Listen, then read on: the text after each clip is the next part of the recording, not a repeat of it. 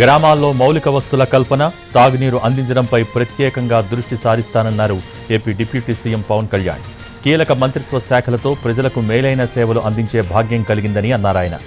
గ్రామాలలో ప్రజల సమస్యలను స్వయంగా చూశానన్న పవన్ తాను నిర్వర్తించబోయే శాఖలు తన మనస్సుకు, జనసేన మూల సిద్ధాంతాలకు దగ్గరగా ఉన్నాయంటూ ఓ లేఖ విడుదల చేశారు. పర్యావరణ పరిరక్షణకు ప్రాధాన్యం ఇస్తానని, ఎర్రచందనం, అటవీ సంపద అక్రమ రవాణాపై ఉక్కుపాదం మోపుతామని అన్నారు డిప్యూటీ సీఎం పవన్ కళ్యాణ్. సామాజిక వనాలను పెంచాల్సిన అవసరం ఎంతైనా ఉందని, తీర ప్రాంతాల్లో మడ అడవుల పరిరక్షణకు ప్రత్యేక దృష్టి కేంద్రీకరించాల్సిన అవసరం ఉందన్నారు. విశాఖ ఏజెన్సీలోని కురిడి గ్రామంలో గుక్కెడు నీళ్ల కోసం గిరిజనుల అవస్థల్ని తాను స్వయంగా చూశానన్నారు. పారిశ్రామిక అభివృద్ధి పర్యావరణ హితంగా జరగాలని, ఈ క్రమంలో గ్రీన్ ఎనర్జీని ఉపయోగించుకునేలా పరిశ్రమల్ని ప్రోత్సహిస్తామన్నారు పవన్ కళ్యాణ్.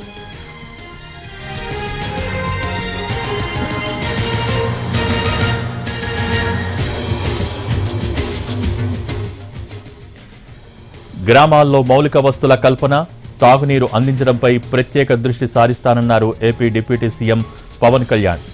కీలక మంత్రిత్వ శాఖలతో ప్రజలకు మేలైన సేవలు అందించే భాగ్యం కలిగిందన్నారాయన. గ్రామాలలో ప్రజల సమస్యల్ని స్వయంగా చూశానన్న పవన్ తాను నిర్వర్తించబోయే శాఖలు తన మనస్సుకు, జనసేన మూల సిద్ధాంతాలకు దగ్గరగా ఉన్నాయంటూ ఓ లేఖ విడుదల చేశారు. పర్యావరణ పరిరక్షణకు ప్రాధాన్యం ఇస్తానని, ఎర్రచందనం, అటవీ సంపద అక్రమ రవాణాపై ఉక్కుపాదం మోపుతామన్నారు డిప్యూటీ సీఎం పవన్ కళ్యాణ్. సామాజిక వనాలను పెంచాల్సిన అవసరం ఎంతైనా ఉందని, తీర ప్రాంతాల్లో మడ అడవుల పరిరక్షణకు ప్రత్యేక దృష్టి కేంద్రీకరించాల్సిన అవసరం ఉందన్నారు. విశాఖ ఏజెన్సీలోని కురిడి గ్రామంలో గుక్కెడు నీటి కోసం గిరిజనుల అవస్థల్ని తాను స్వయంగా చూశానన్నారు. పారిశ్రామిక అభివృద్ధి పర్యావరణ హితంగా జరగాలని, ఈ క్రమంలో గ్రీన్ ఎనర్జీని ఉపయోగించుకునేలా పరిశ్రమల్ని ప్రోత్సహిస్తామన్నారు పవన్ కళ్యాణ్.